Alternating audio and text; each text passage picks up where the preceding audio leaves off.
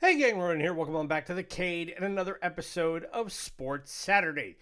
And for this one, with the NBA playoffs in full swing, we're going to go to the hard court, but not in a way that you may have experienced before. We're going to go back to 1990/1991 and the Super Nintendo Entertainment System, and we're going to play Bill Laimbeer's Combat Basketball. Now, if you don't know who Bill Laimbeer is, you're lucky, because I grew up dealing with him as an NBA player. But it's kind of ancillary to the background of this game.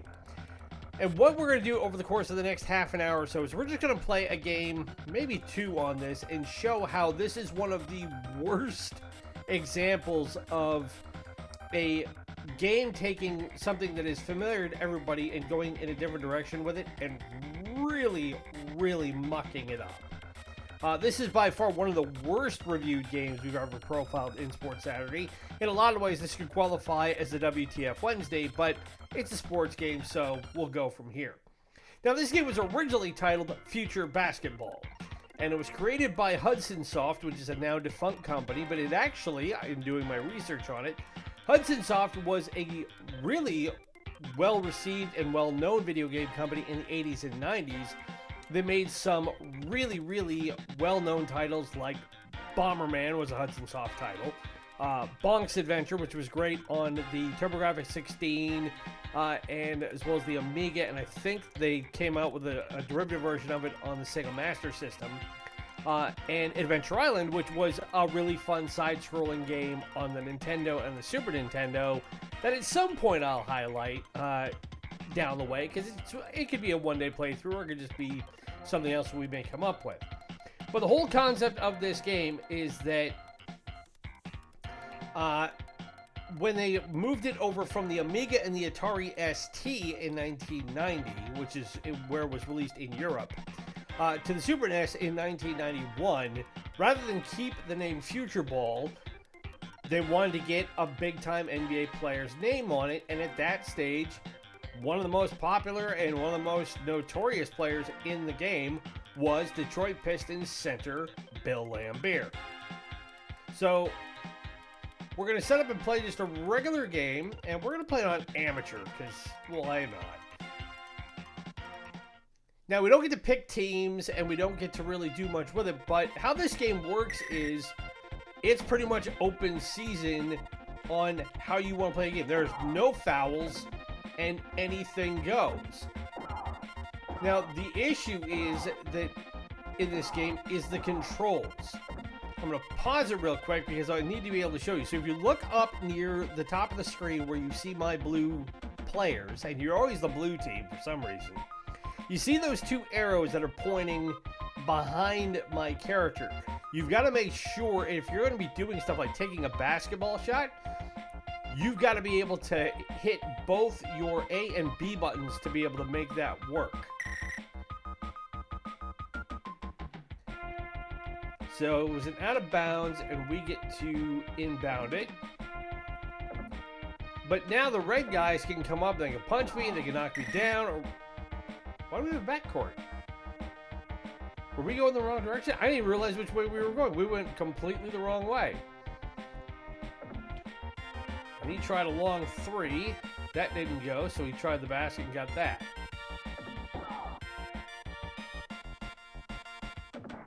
Like I said, all you got to do is just get the ball, and whoever's got it, just go and hit them. You don't have to worry about fouls, so it's like if I want to take this shot, but I just tried to take it instead of being able to take it, hitting the A and the B button, I just threw it right out of bounds. The controls in this game are so jittery, and there's no real rhyme or reason to them. But really what you got to do is you got to hold the A and the B button down for a second, and instead of passing it to the guy I wanted to pass to or take a shot,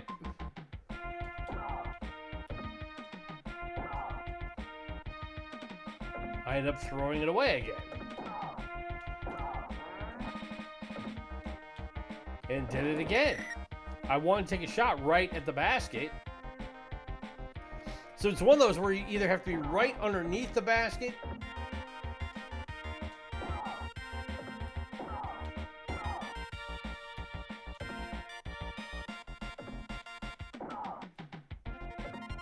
I was close to mid-court here. And we hit a three-pointer, and I will tell you, that is the first bucket I have hit in playing this game. When I did my practice run to make sure that this game worked, I couldn't manage to get a single basket. I could barely manage to pull off a shot.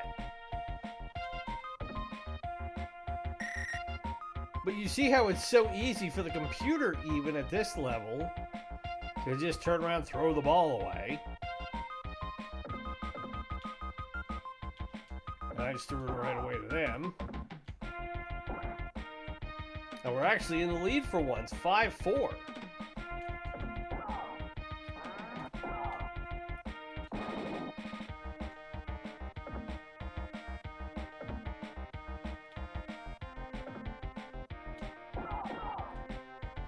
Well, we didn't have the lead for long. Now, having this overhead view isn't terrible. If anything, I wish I could turn the music off, but I can't. Again, in the 16-bit generation, that wasn't really much of an option as it is nowadays.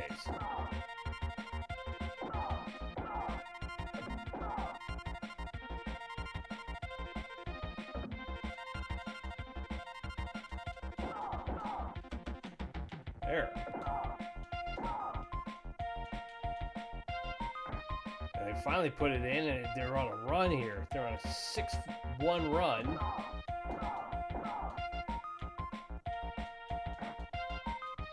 They get a 7-1 run.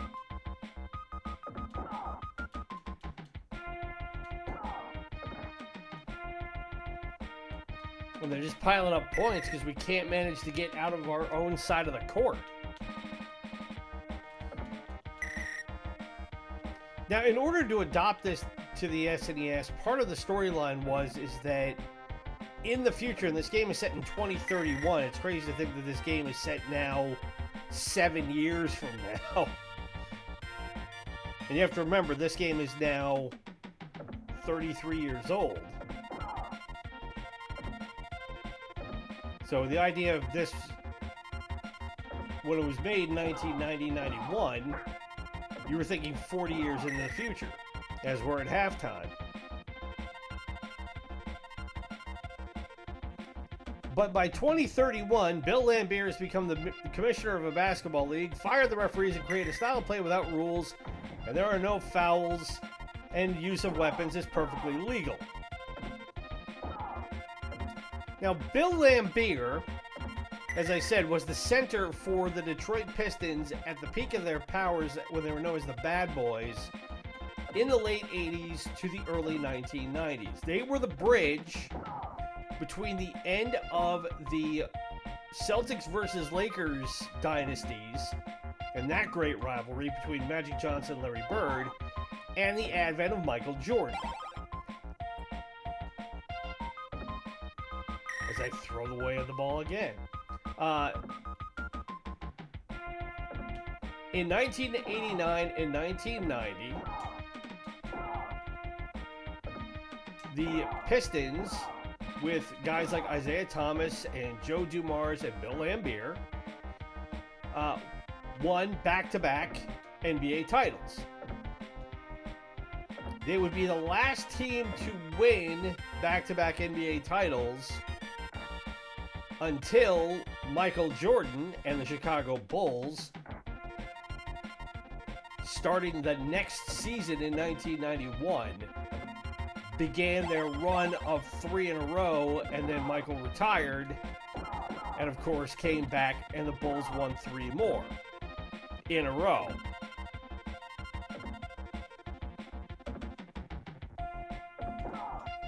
I was right down to the basket, and I couldn't even get the ball to go in. So it's 19-7. We're getting shellacked here. And if that 3-ball goes in,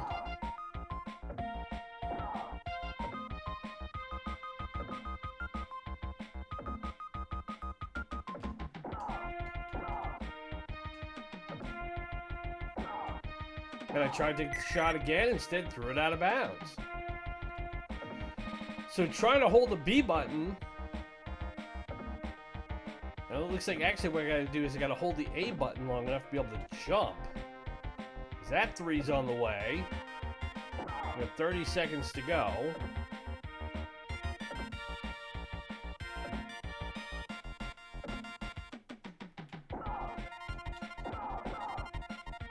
And threw it away again.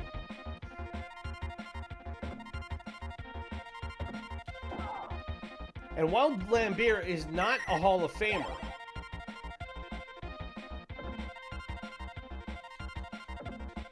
he was a 4-time All-Star. He was a really good rebounder. He was one of the first big men that I could recall who was able to shoot from outside. Hey, we finally got a basket with 18 seconds to go. And then after retired, Laimbeer became a really successful coach in the WNBA.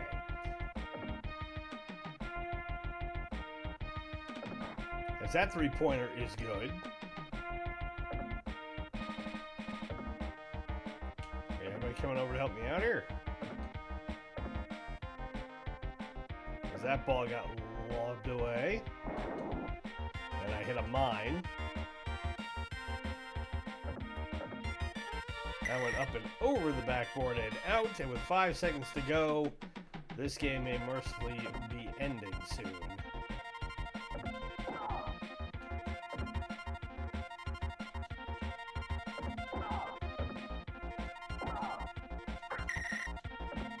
So I got the rebound, but I was out of bounds, and now they'll inbound it, and then that'll be it.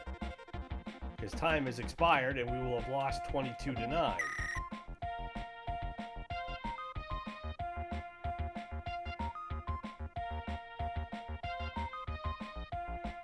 And that's the game. They don't keep any stats or anything else. It's just you've lost 22-9 and you want to play it again. And that's the game as a whole, which is why it's considered to be one of the poorest rated sports games ever made. I don't have an aggregate ranking for you, but for both All Game and Game Pro, All Game gave this version of it a 1 out of 5 stars, and GamePro gave it a 2 out of 5 stars. Writing for All Game, Brett Allen Weiss gave the game a negative review, criticizing the graphics, sound, and controls, and said that these and other faults mar what could have been a guilty pleasure. Game Informer had a more positive view of the game and put it on their list of the weirdest celebrity-based video games. And Time Extension listed Combat Basketball as one of the worst NES games. But we're only 13 minutes in, so what I think we will do is we will try one more time to win a game on this. And rather than playing amateur, we'll go ahead and we'll play beginner. Now, you can do a league on this game, and in the league, a season lasts 14 games, and after each season, the top 2 teams in each league advance to the league above. So in a lot of ways, it's like European football with the Premier League and the Champions League, where you have relegation and you can also move up into a higher tier league if you're good enough. Because the bottom 2 teams in each league get relegated to the league below. Ties are broken by beginning season standings. If two teams finish the season with the same record, the one that ranked higher at the beginning of the season will be the highest ranked. The player starts out his career in the 3rd division and must work their way up to the Super League, where the best teams vie for league supremacy.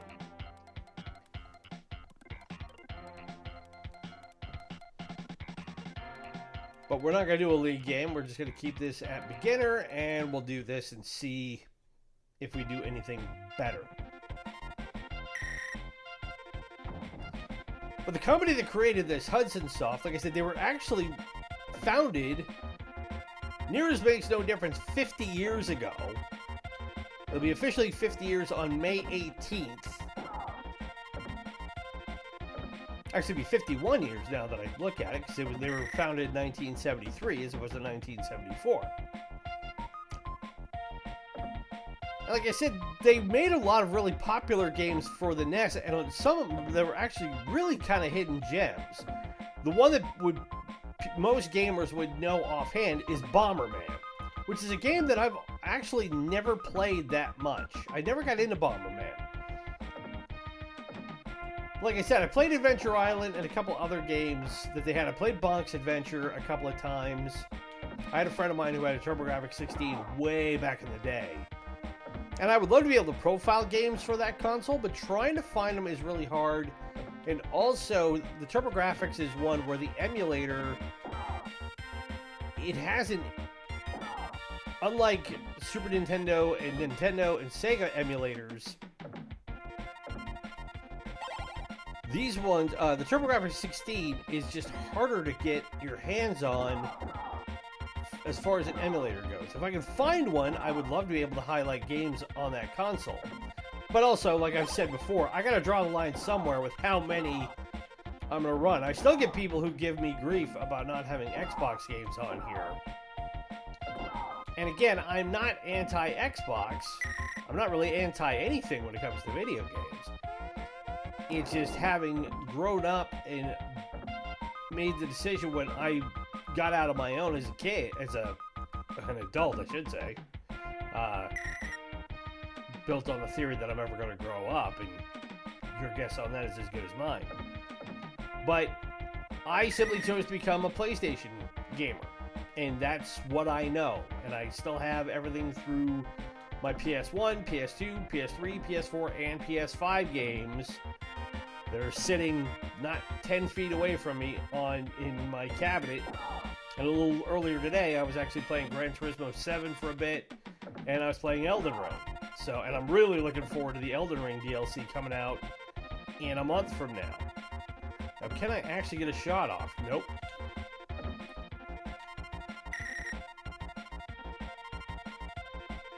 So it's 4-0 with 30 seconds to go.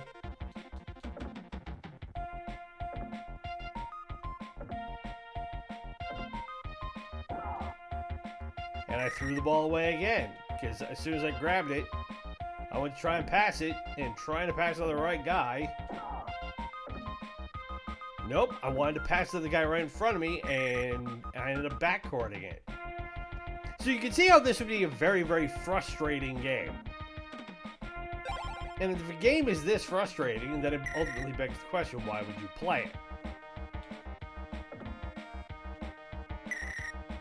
And as I've always said, that's part of the reason why I have different series like this on this channel, is because for every fun game we like to play, and believe me, there's nobody who likes to play a good video game more than I do. I mean, that's the whole point. You want to play a game that you can enjoy and spend time with and get into and get the most out of it.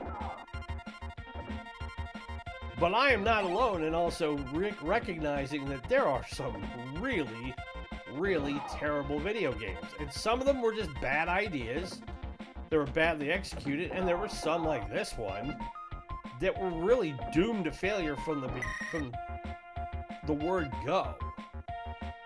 And unfortunately, it's because of things like this that Hudson and Hudson Soft by the early 2010s was in real trouble. And they ended up being absorbed by Konami.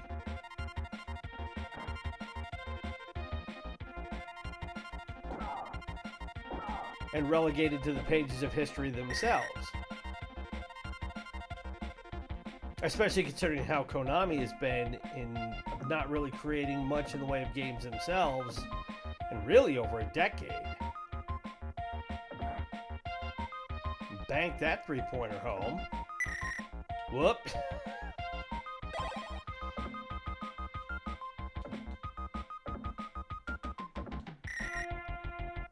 And they gave her right back to us.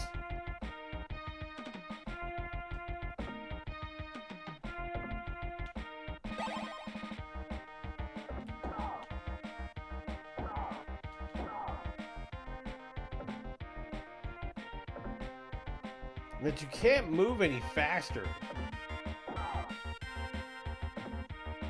And that your teammates are also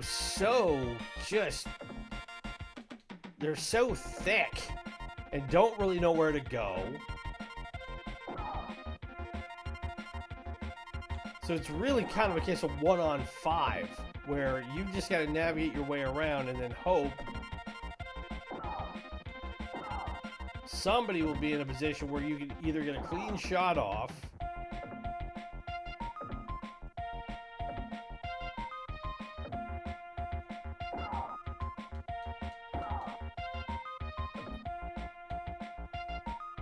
See, and I tried to pass to the guy up in front of me, and instead I passed it off to the left. And then they turn around and throw it right out of bounds themselves.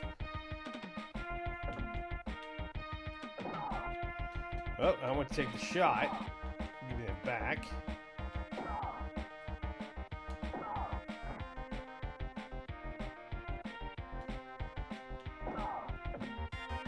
And they threw it out of bounds again, but it's only 10-4. We've got 35, 38 seconds. Yeah, it's 39 seconds. Trying to read that clock is not easy either. And I tried to shoot the 3 and couldn't get that either. And I just threw it out of bounds.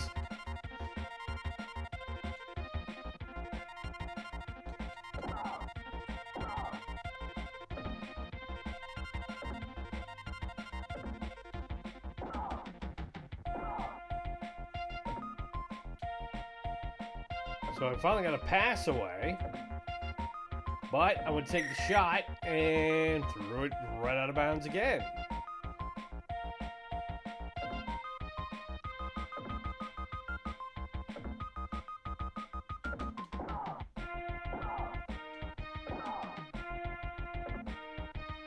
The thing is also, if you're looking to play this with a buddy, I don't know how much fun this would ultimately be. Because you get more frustrated with the way the controls are. And also, I don't believe you can play co-op. You would have to play against each other. Now, if you had a co-op feature, that might be fun. But you would definitely be putting lipstick on a pig here. So we're finally down under 10 seconds to go in this farce.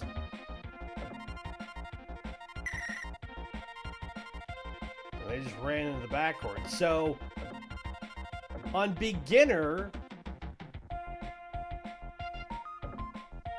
the opposing team is just as incapable of executing things as you are. But they're at least able to knock you down and get the ball. So, we lose that one 10-4, and that, in a nutshell, is Bill Laimbeer's Combat Basketball from 1991 for the Super Nintendo Entertainment System. Now, this is probably the easiest one I'll come up with. Is this a good game? Oh, dear God, no. It's not even close. It's an awful game. It's a novel idea, but I've played other games that take the idea of basketball and just go a little bit crazy with it. And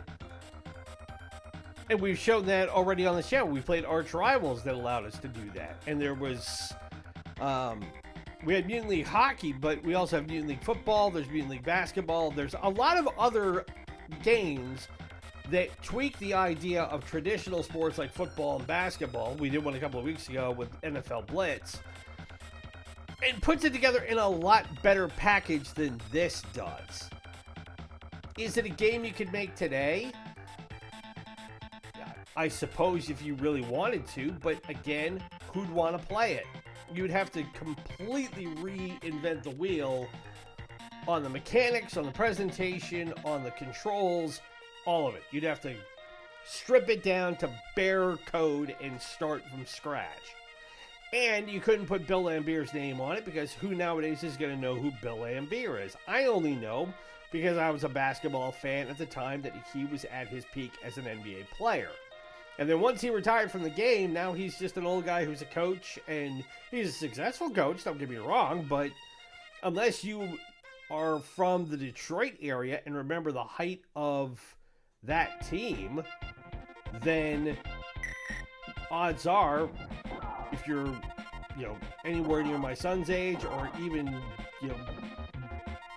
Gen Z, you're not going to have a whole real idea who Bill Laimbeer is. So it would be a waste of time to slap his or anybody else's name on it from that era because most people just aren't going to know. So is it a game I can recommend that you try? Only if you want to be fairly masochistic to yourself, because it's, trying to give it as decent a shot to even be competitive in this game. It's not built into it. It is one where you would have to do a whole lot of looking at the manual and really figuring out how the controls work, especially how to shoot. The best basketball games are one where all you got to do is hit one button, and if you put in a timing mechanic, so like if you're at the peak of your jump, or if you're whatever you're trying to do to hit the shot, to put a little challenge in it, that's fine. I have no problem with that at all. But you got to at least make it somewhat intuitive. And this thing is so counterintuitive and just so designed not to be anywhere near enjoyable that, yeah, I mean, if I never see this game again, I won't miss it. That's for damn sure. But again, like I said, that's the point of Sports Saturday, is that we take games, we go back in time, and we find good games, we find bad games. But if they're a sports game, we'll put it out here for you and show you what's what. So, on that front, if you've been enjoying the content, best way you can show it, hit that like button, subscribe if you are new, and ring the bell to be notified of new episodes. We will have Sucker Punch Sunday coming up tomorrow. Programming notes, as I said during WTF Wednesday earlier in last week, I am taking this week off starting on Monday, because it happens to be the week that my birthday occurs every year, and it allows me and affords me the ability to take a little bit of a break. So I'm going to take full advantage of that. I get the week off from work, and I'm going to get out of town for a bit and do some stuff to treat me and kind of recharge the batteries a little bit. But the flip side of that is we have determined what our next playthrough is going to be. And when I get back, we're going to start recording those episodes probably by next weekend. So, and then we will get those posted. If we can't get them posted by the week of the 15th, then we'll start posting them the week after. Again, the thing with playthroughs is they are a lot more labor intensive. They take a lot more recording time. They take a lot more prep time. And it's having to carve out chunks of time, open space in my schedule to be able to really record in blocks. So, again, nothing you guys need to worry about, but it does mean that that's why we don't do them like every week. We don't do is start a new playthrough. Just they tend to be a bit more work is all. We are, if nothing, if not a small group of people who just love to play games and make content. So something you can do to help us spread the word about that is to follow us on social media through Instagram and Threads at Ronin's RetroCade. Help spread the word about us as we continue to build this subscriber base and make the channel bigger and better. And we value your input whenever you guys comment, whenever you guys put in a request. We don't take it for granted, and we are trying to see what we can do to make this as organic a relationship between you guys as content viewers and us as creators as possible. And if there is a game that you would like to see us feature from the Nintendo Entertainment System, the Super Nintendo, the Sega Master System, Sega Genesis, or Mega Drive, SNK Neo-Geo, Nintendo 64, Sega Saturn, Sega Dreamcast, PlayStation 1, or PlayStation 2, leave it in the comments below or drop me a line on social media. It can be any game for those consoles that you want. My name is Ronin. It's been great to spend this Sports Saturday with you. Be safe, be well, happy gaming, happy Cinco de Mayo for all of you who will be celebrating this weekend. We'll see you tomorrow for another episode of Sucker Punch Sunday. Bye.